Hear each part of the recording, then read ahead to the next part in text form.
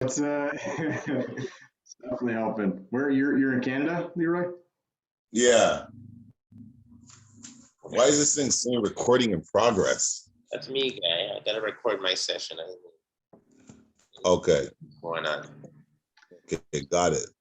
Leroy, Okay. I just took a like a just a kickboxing course out here, kickboxing class. I used to do Muay Thai for it was about a year, and took a few years off, and it got me back in the spirit of wanting to get back into boxing. So I love it. Muay Thai is good stuff, nasty stuff. Yeah, it was just one of the best workouts I've ever done. Yeah, man. That's awesome. Your boxing will be even more intense than that. Mm-hmm. So, All right, now, listen. Good, nice to meet you guys. So, like, Okay. the irony is, like you guys really don't have the same background, but we're all of us are learning how to do the same thing, right? So today, what I want to do is there's this. I got my heart monitor on, by the way. Huh?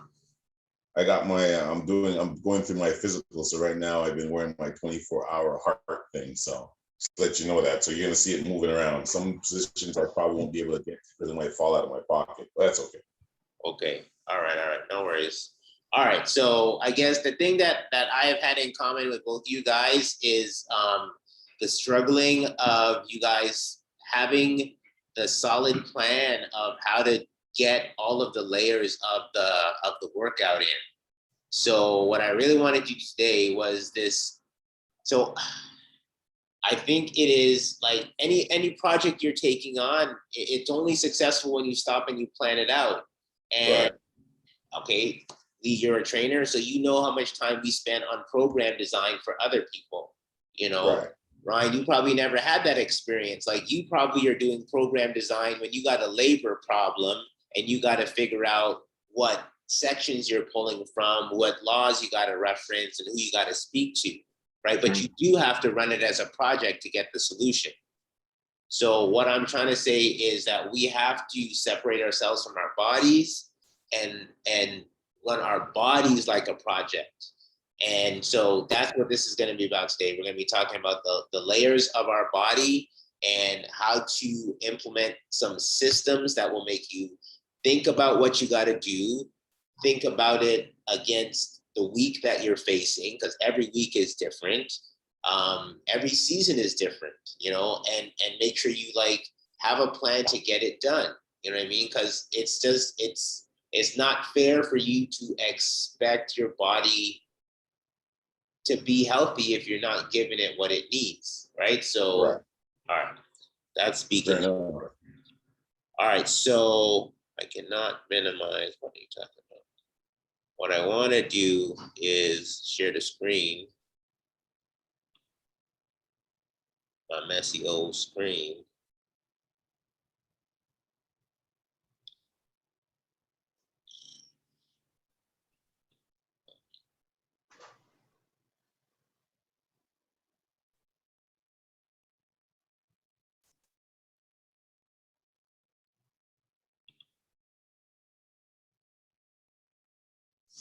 The truth is, I want to start one other place before. Do I have it all in here? Of course not.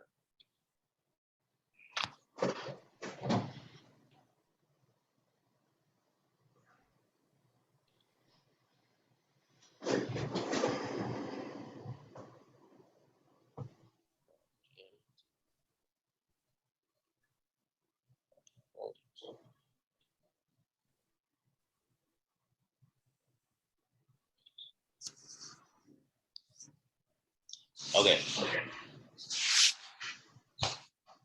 So,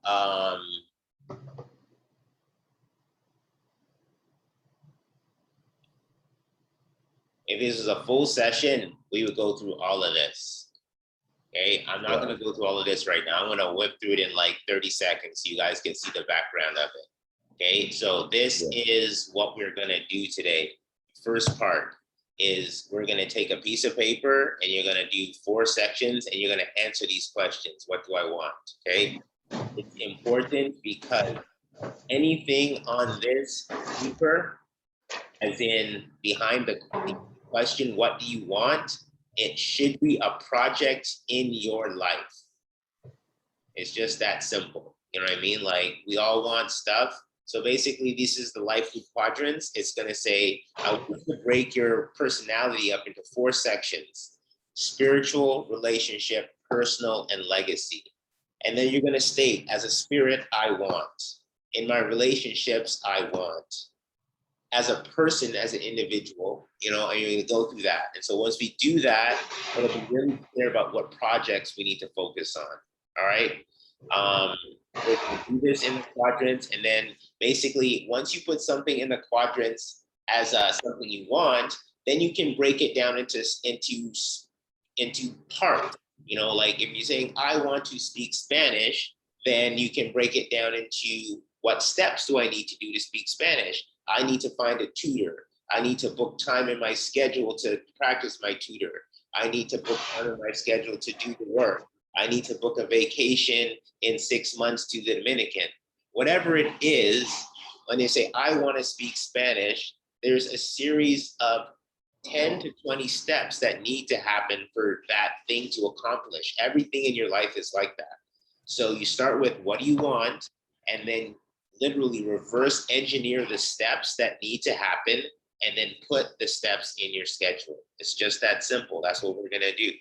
Okay, so anything that was in your way, any obstacles you had, like, I guess in a nutshell, to do this well, you have to accept the frame that you are a spiritual entity having a human experience. In other words, any challenges, any objections, any problems that have shown up, they're there because you want them there and you need to learn a lesson. So you just need to accept that you are doing it to yourself, and that therefore you have the answer.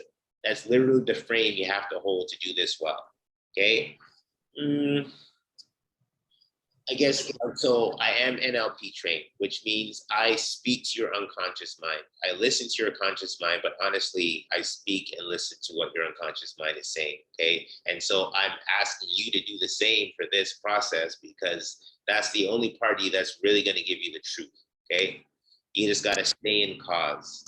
You got to recognize that your unconscious mind has way more power than your conscious mind ever could have. And so you're not in control. The best thing you can do is relax and improve your relationship with your unconscious mind, so that you guys can work together for what you want to do. And so that's what this is really about, letting go. Okay? Cause and effect is a choice. Cause and effect is a choice, as in you get to choose whether you're on the cause side or whether you're on the effect side. If you're on the effect side, you're experiencing drama and problems because things are happening that are out of your control. If you recognize your spiritual side, you stay in cause and you recognize things are happening and that you are in control of yourself. And so therefore things can change. We use this sometimes, so people get stuck and they're like, I don't know. You know, sometimes it really helps to know how you know, or how the world shows up for you. Like, so we use this to talk about how we experience the world through our 5 senses, and we have all of these filters inside of our mind, but there's a process for thoughts. You know, you have an experience, it goes through your filters, you'll have a thought, you'll have a feeling, and it shows up in your body and your behavior comes up. So in other words, we are quite easily programmable. You know, you were programmed to get to this point. So I'm just showing you how you can reprogram yourself, because that's part of what we're doing right now. You're reprogramming in a set of habits for movement that you want to keep. This is a good frame, because anytime you try to change something, you're going to run into a problem. And so you got to understand there's 2 directions on a problem. Direction number 1 is standing in not problem, looking at the problem. That's where most of us do. We have a problem, we look at the problem, we think about the problem, we talk about the problem, we complain about the problem. And what we really need to do is step above and get awareness of what the problem is in our life, why it's there. Like, you guys both have problems and it's there for a reason. Okay, so you need to look at the solution, right? When you start to look at the problem and recognize the and get aware that it's there for a reason, you start to analyze what skill, huh? No. Go ahead. You start to analyze what skills, what ideas, what new approaches you need to overcome the problem. And that's honestly all where you guys need to focus, right? So as you work on the new skills, the new understandings, you'll soon, and you keep doing those in small little baby steps, you soon find out that you are managing the problem because you're now bigger than the problem.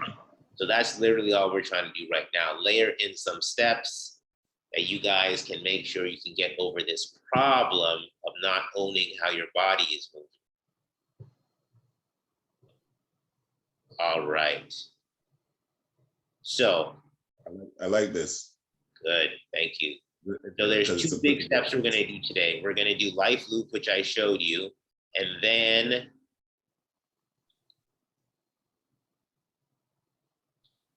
this Adamo, this thing that you have on the screen here, do we have this? maybe not, but I can share this with you easily enough. Like, this is what we're gonna do next. Okay. You guys just take a piece of paper and do that. After that, honestly, we have a couple of choices, but okay. So there's a step in the process which I haven't shared, which is this. Okay, this honestly gets kind of detailed, but if I take any problem for anything that I want, I can break it down into a full business plan, right? So this is a template for, let's say you're in personal quadrant and you're saying, I want health. Well, I would write personal quadrant there. You could write the date, and you could write, first thing you could start with, what are my core values as a spirit having a human experience? You know, that would be different than your core values as a spirit having a relationship experience. Does that make sense? You don't have to go that deep, but you can go that deep into this when you're really thinking about yourself, okay? So there's your quadrant, and then you could be like in that quadrant as a, you know, if in the legacy quadrant, you could talk about your vision and your mission, but that's fine. The part you jump down to is here. Everything in your quadrant has a specific SMART goal. So personal quadrant, we all have goals of being healthy and fit. So step one, you get to define what that actually means. What does healthy and what does fit mean? And honestly, for you two, it probably means two totally different things, considering you guys have a very different experience with that. Okay, but defining it is step one.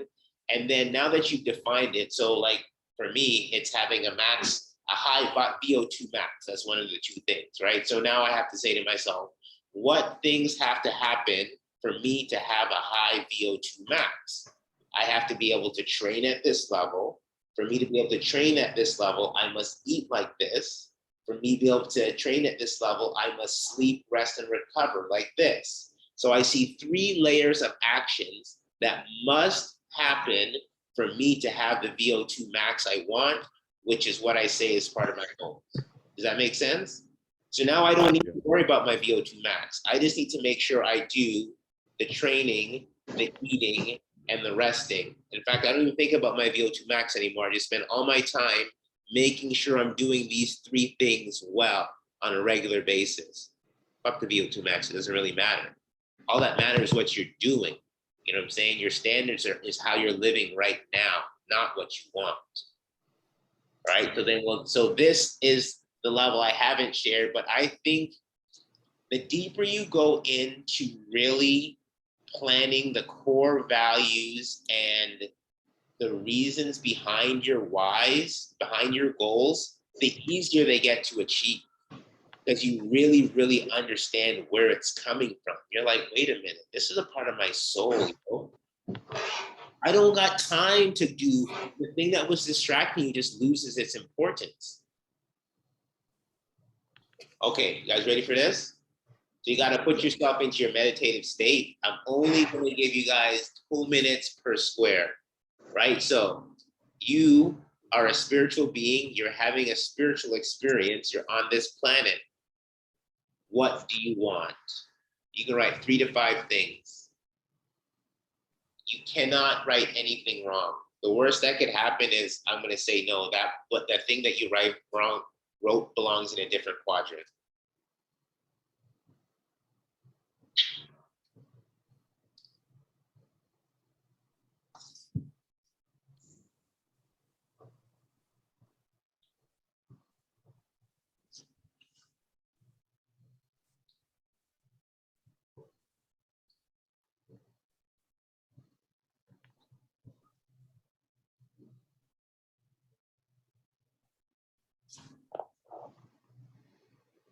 Ready? Okay. How you doing, Lee? Almost. Yeah, I'm good. All right, good. Okay, we're gonna go down to the relationship quadrant next. Before I leave this quadrant, this is probably the most open quadrant of anything because I mean, like if there's a quadrant you get to like work off of your belief and understanding, this is the one, right? So every time we go through everything that shows up on here, okay, the process of creation to make things show up is be, do, have. Like before something shows up, you got to do something. Yeah. And before you do something, you got to be something, as in you got to think a certain way. Now, there's certain things on the quadrant that you can only be, and there's certain things that you want to have, but you got to recognize the do first. You can't actually have anything. The only things you control is being and doing. Having is the process of manifestation. 1 and 2 make 3. So in the spiritual quadrant, it's typically things that you have to be. Like if you want love, if you want peace, if you want joy, you can only have those things by doing things that create those things. And you can only do those things if you stay in that state of mind. Remember those filters. So you need to know that about the left side period. And then I guess specifically when it comes to things in the spiritual quadrant, they really require self-reflection. So if there's one project that I think everybody must have or should really have, it's some time for self-reflection, prayer, like thinking about your spirit, you know what I mean? On your own terms is really, really important. So you guys can call that project number 1 that needs to get into your spiritual quadrant, your perfect week. All right, relationship quadrant. So relationships differ in degree, not in kind. In other words, how you do relationship is how you do relationship. If you're a trusting person, you're probably trusting everywhere. Okay, you just trust your mother more than you trust your boss, but you're always very trusting. So what we're going to do here is we're going to outline our top relationships, talk about the rules of relationships, grade the relationships, and talk about what needs a project and how to build a project. All right, so just trust me and follow. So you're going to write your 5 most important relationships in this box. It can be 5 individuals. It can be, a group of individuals like, friends or, my team, that type of stuff.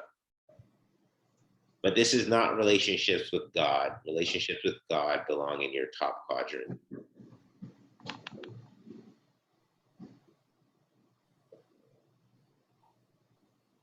Okay, good. So there are 4 big rules that I was delivered when I was taught about relationship. I know there's more than it, but like these 4 big ones kind of give a good summary of what's most important. So in a good relationship, you have trust, intimacy, communication, and commitment. Those 4 things are critical to a quality relationship. So looking at the 5 relationships you've listed there, you got to give each one of those relationships a score from 1 to 10, 10 being excellent, 1 being not so terrible. Yes, I just want you to give a score, no thinking. You ready? 3, 2, 1, go.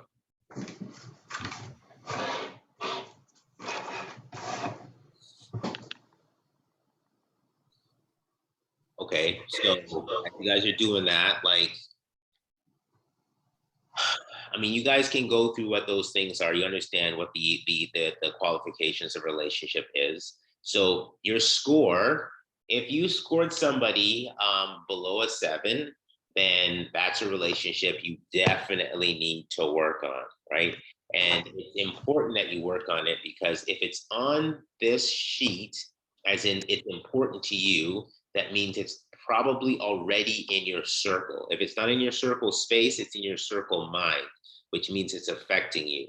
So it needs to be a positive vibrating relationship. Otherwise, it is bringing you down. That's just the science of how life works. Okay. So anything 7 and above means you're doing good.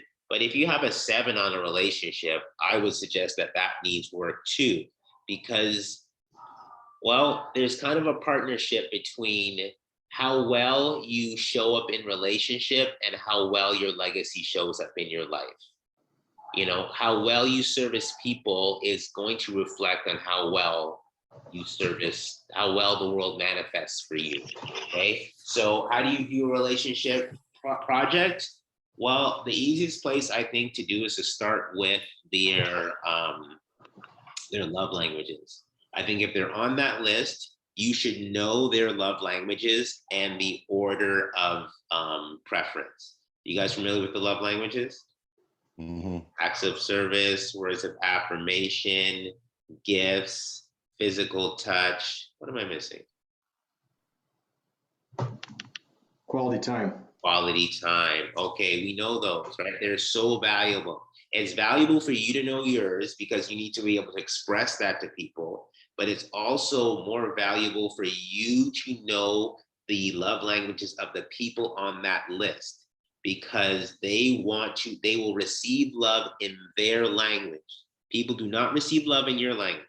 They receive it in their language. So if it's a low score, literally pull out a project and be like, what makes this person feel happy? What is their love language? What can I do so that they are receiving love in their language? And literally do that weekly.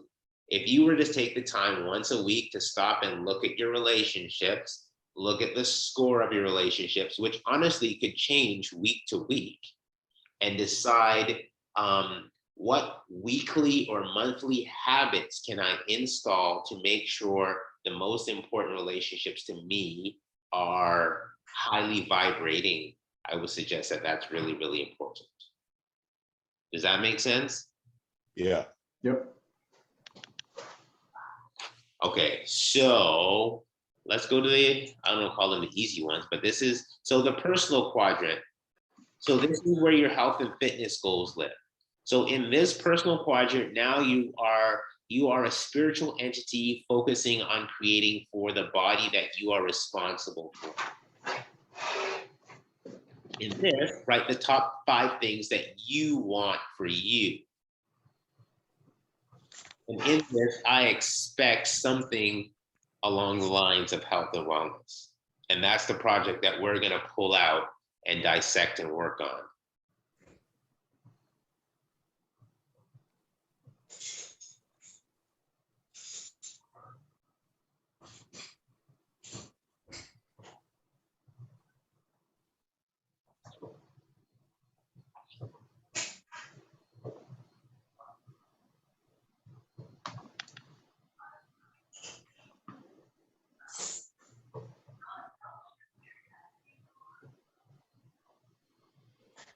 How you guys doing on this one? Pretty good. Good. Okay, good. That's good. Honestly, like if you guys are able to get this thing here done, I think it's a really good sign that inside of you, you have some good clarity on what you want.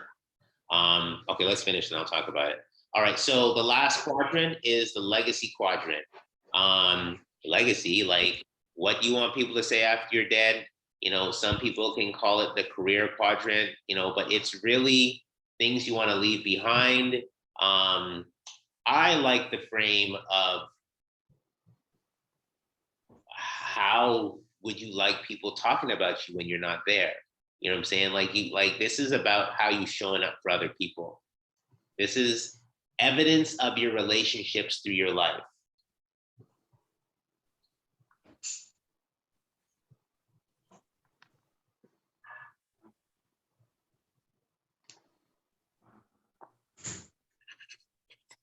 So I'll say this, I have found this quadrant process very, very, very helpful, like indispensable in my life. Anytime you guys see one of my day timers, if you flip to a page, there's a quadrants in there. I have found that the busier I get, the more stuff that's on my plate, the more important this becomes. Why? Honestly, you will find that most people spend most of their time in the legacy quadrant. They struggle to get things done in the personal quadrant. The relationship quadrant is an afterthought because it's assumed it's a gimme because of life. And how deep you go into the spiritual quadrant, I don't know, that's really random with people.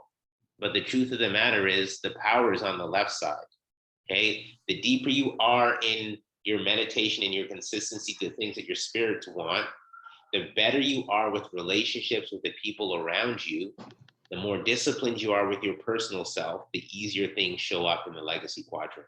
So it's almost like we live this life where we teach it and we execute it backwards. And that sometimes becomes a challenge, okay? So the left side comes first. If the left side is in your week, I promise you everything on the right side will get done. That makes sense? You guys see that now, yes? Yeah. Okay, so let's do this then with the personal quadrant. I think you guys can do this. You guys are going really fast. So it's the personal quadrant, write your date, you know? I don't know if I said this already. Anytime I get overwhelmed, I do a version of this. Like you guys can see, we're doing this in less than an hour and I'm talking you through it. So in other words, by yourself, it can take 15 minutes, but it helps you get clear or it helps you get reminded about what you said when you were clear. You never do it deep like this again, but you'll remember. Okay, so we are in the personal quadrant. I would like you to write 4 core values that your spirit would write for your person. Say it again, you cut out. Say it again, John, you cut out. You're gonna write 4 core values that your spirit would write for your person. So not for relationships, not for your legacy, and not for God. Right. This is what God wants for you. Like, that's your son, you know what I'm saying? Like anything he would give up for you. So whatever you want, you can have. You just have to, you know what I'm saying? So core values. Okay, then your mission as an individual.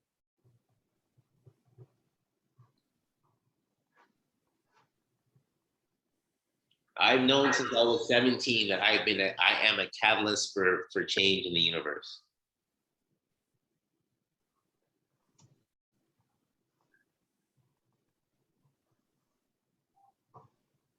Okay, boom.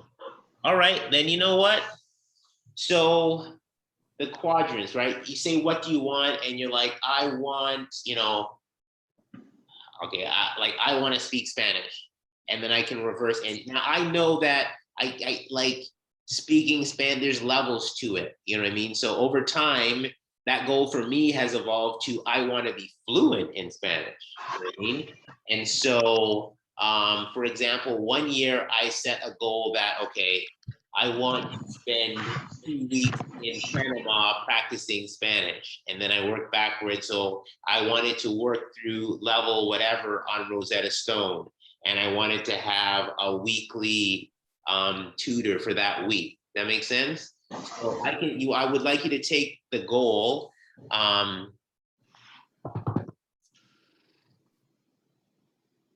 think I'm gonna offer you this opportunity to do it like for your list on the SMART goals on the personal quadrant. So we're just in the personal quadrant. Sorry if that wasn't clear.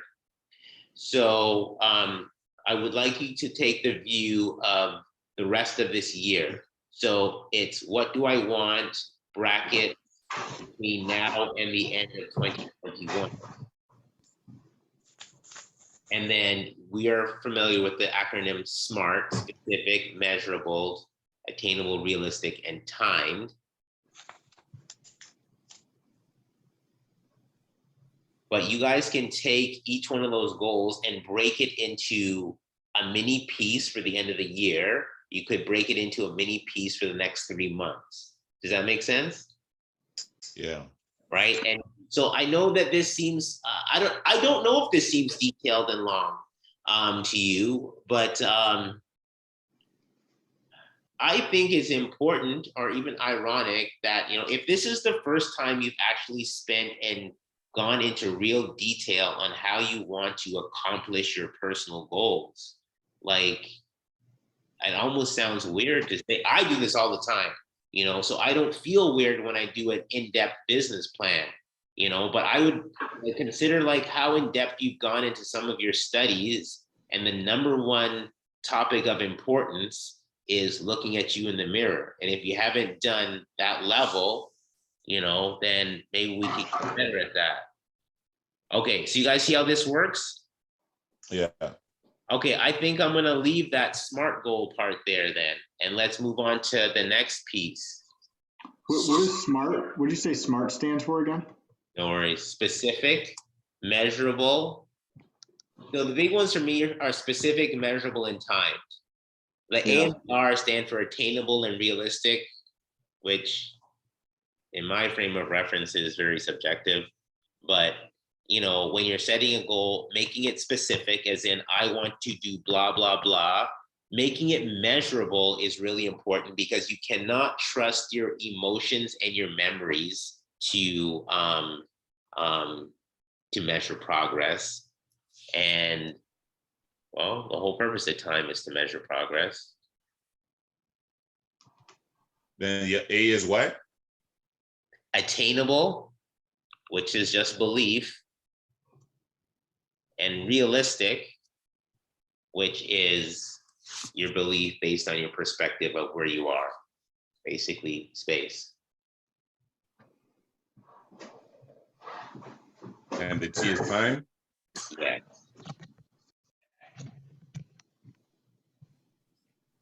Yeah, I love this exercise. I haven't really sat down, you know, I've got a general idea of what I want to accomplish in these different areas, but I haven't really sat down to put it on paper and then take the next step of, you know, how to even get there. So I really like this.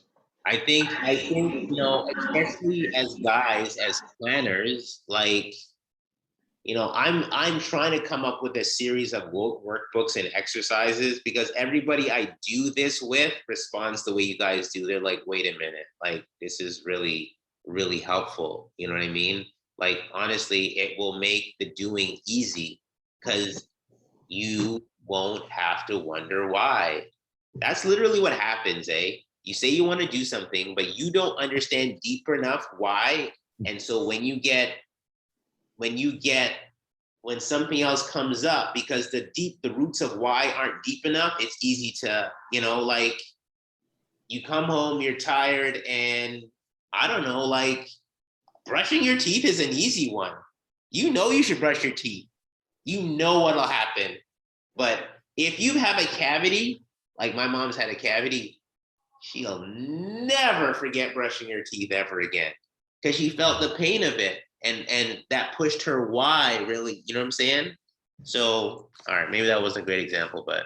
Oh, it was a good example. Yeah. It's a good example. It hit home. Right here. Okay, so, all right, so let's go to this here. So I'm gonna take it right back to the beginning, stuff you guys know. So you guys know this screen, okay? And this is the screen of so the way I kind of look at it, I guess, is regardless of what your fitness goals are, and I do actually have a project where I believe that we should have like certain standards. So like, you know, your endurance is your VO2 max, which is your body's ability to uptake oxygen and get it to your muscles. That's what matters, okay? So how you get that, it doesn't really matter. The idea is you are fit if your VO2 max is at a certain level, period. Okay. Right. You are healthy if your blood is in a certain range, period. There's nothing else to do. If your blood is healthy, your organs will be healthy. If your blood and organs are healthy, you're healthy, period. Nothing else to do. So everything else, how do I eat? What do I eat? How much do I eat? How do I combine my foods? How do I breathe? All of those things, they are about making your blood and your organs healthy. Okay, so that's what your nutrition plan is about. Right. That doesn't make you fit.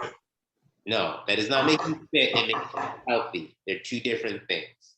Yeah. Now, if you want to be fit, you need a VO2 max at a certain level, as in an ability to, you need a robust cardiovascular system, which means it can handle a high range of stress. Okay. That's why I use kettlebells, because in a short amount of time, I can get my blood pressure VO2 max up to a range and keep it at a range and know that I'm healthy and safe in that range.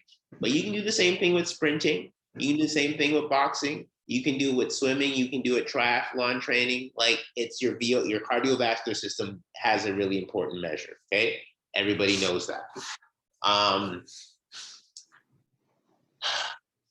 So I guess what I want to talk about is the layers underneath that, which is your recovery and the foundations of how you move.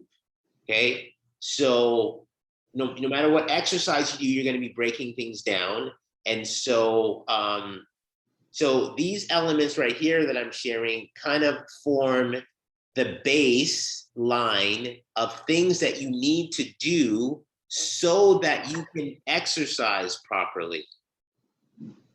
So that's where these rolling things come in. So you can see we broke it into these 6 parts, right? And so basically it's saying, I mean, because it's basically, I'm offering you a path to make sure that every muscle in your body gets a release of the toxins and the lactic acid. And like, I could go through 1,000,001 reasons, from your arteries, your blood flow to your fascia. Like, if you're trying to improve your body's ability to move, it will only improve if you improve its ability to rest and recover efficiently. This is the science of 1 and 2 makes 3. Does that make sense? There is no growth without recovery. Your muscles grow when you sleep. So if you don't sleep well, right, your muscles build off of what you eat. So if you don't eat well, you are a combustion factory. So if you don't breathe well, okay, so that's one shape. Rolling is like softening and releasing pressure. Then this next part, okay, so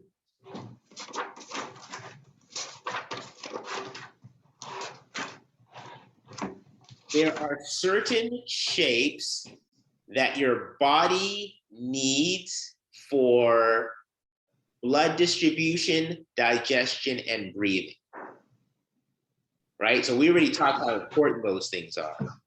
So without these shapes, your body cannot completely distribute blood to all the joints. It cannot breathe with full efficiency, and it cannot eliminate or process food at its maximum efficiency. There's no avoiding this. Without these shapes, these things cannot happen properly. Your body shapes and the cycles of blood movement, respiratory movement, nutritional movement, they are totally connected. Does that make sense? Without certain movements, certain cells do not get spoken to. So these shapes, I didn't just make them up. I've actually been researching and studying and looking at the patterns for a while. Like, I'll give you guys my secret weapon. because you won't read it. This has been the one that kind of really changed everything in terms of helping me put it together. This one's called Muscles and Meridians. This one has been amazing. And this guy, like, he's talking about the body from its embryonic development stage. You know, essentially, you know, what he's helping to point out is sorry, Damo, sorry to cut you. What was that book name? Muscles and Meridians by Leon. Muscles and Meridians? Yeah. Yeah. It's on it is on Amazon. Okay. But it's not Muscles and Meridians. Yeah, it's not cheap though. But it's worth it. I like it. It's good. It's a great book. Yeah. It's very actually a very scientific read. He's sitting here talking about embryonic development and, you know, where the platelets are coming from, and it's very scientific. But basically, like, if I take you through, basically, you know, you're born in this shape. You know what I mean? And like this shape, the reason we're born in this shape, well, there's many reasons, but like, okay. I guess one of the simple things I wanted to share is like this. Okay, so one of the reasons we're born in this shape is because of the length of our arteries and the placement of our heart. And so the ability to bend at our elbows and our knees actually brings the arteries in closer to our heart. So not only is it important for digestion and breathing, it's also important for blood circulation. So this is an example of how this simple position, which is, you know, known as child's pose, or position you go in when you're cold, or position you go in when you're warm, like it has many psychological implications. It has all of these physiological implications as well. Okay, and so basically they're the shapes that we as humans take when we are on the floor are fundamental to our development. Okay, so that's where these seated postures come in, and then you'll see there's a bunch of prone postures where you're on your tummy, and there's supine postures where you're on your back, and then there's postures where you're standing on two legs, and then there's postures where you're standing on one leg. Okay, I just kind of been looking around the shapes that are common in Pilates, yoga, movement, and just kind of breaking it down to its fundamentals. Okay, so these are its fundamentals. And if you do each one of these shapes every single week, you know, you will have balanced hips, back, you know, you will understand your body because you're doing what it needs. So that's where the stretch shapes come in. Hey, I've got to jump off, man. But yeah, thanks a lot for this. I'm looking forward to seeing the rest of the recording. All right, I'll see you later, Ryan. Yeah, nice to meet you, Leroy. Hey, pleasure, Ryan. Be safe. Yep, bye, guys. All right, so then this last part here, right? So this is the Pilates stuff. Like, so this is, you know, these are the skills I'm trying to teach you guys. The truth, I don't know. The Pilates 40 is way deeper than what I'm doing. You know what I mean? I'm just trying to say, hey, what's important and how can we get it in? You know, Joseph is like really thought through, you know, the mechanics and of all of it. Like I could in good conscience say, just do Pilates, get rid of stretching shapes, and you'll be okay. You actually would be okay. You know what I mean? But I feel like rolling is really, really important. The stretch shapes have been really important to kind of bring Pilates skills into real life. But, you know, doing the Pilates movements, I've already told you guys how important it is. But, you know, okay, so now you guys see the 3 parts that you got to put in. And now you have your quadrants, you know, and now this is where you stop and you go to this legend and you're like, okay, so I got to get these 3 things in. I got to get rolling in. I got to get stretching in. I got to get, you know, my exercise in. And not to mention I have work going on. I got kids and I got a whole bunch of other stuff going on in my life. You know what I'm saying? So like if I do it, I would just copy and then, you know, let's say I know I got to work with my kids here. and I know I got something else to do with my daughter here, you know, and whatever this stuff is, whether it's reading or working or, you know what I'm saying, just like you fill in your gaps that you know are like booked with things, you know what I'm saying, things that you can't move. And now you're going to take these guys and start to drop them where you can. You know what I'm saying? Just, you know, so what I did was try to give you guys this template of like, okay, you're going to roll body part 1 and you're going to do, you know, if you guys can keep the template of the actions that I'm trying to sequence, you know, but you could do this day like this. You know what I'm saying? You can break it up anyhow you want, you know, like it really comes down to, you know, your acknowledgement of the fact that, you know, it's just got to get done. You know what I mean? Like it's important to you. It's important to what you're trying to accomplish in your life. So you just got to get it done.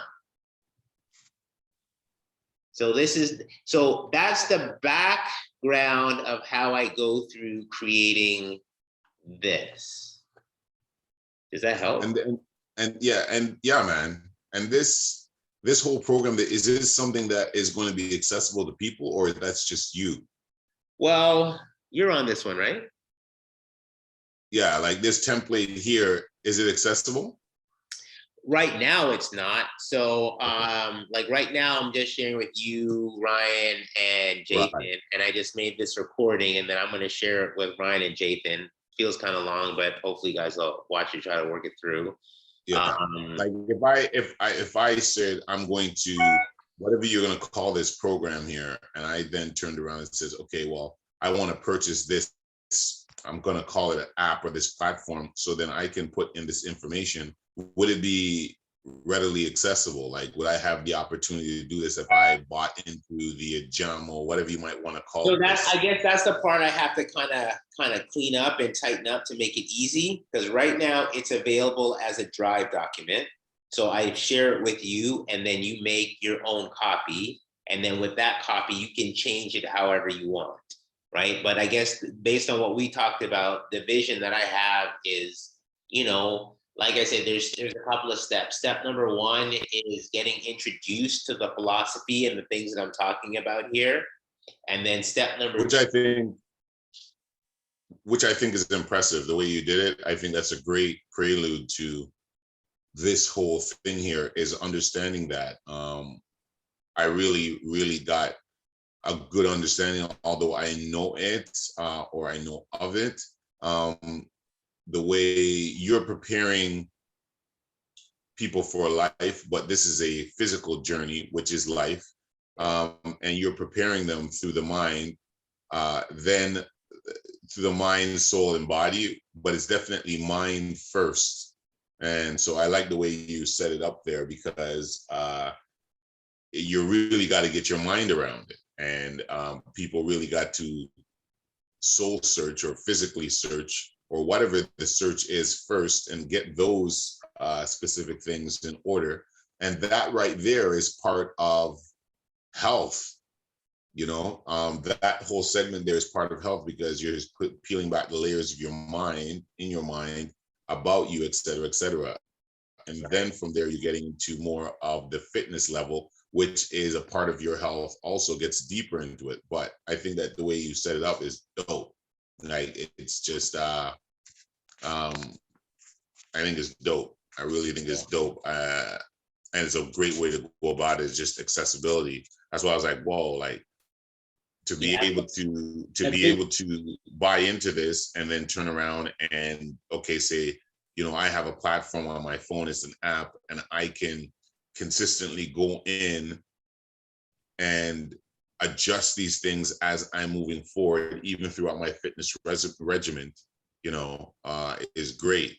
You know, even if you set it up a certain way that you can't get into the other parts until you have accomplished certain levels of accomplished these parts. Right. And I think that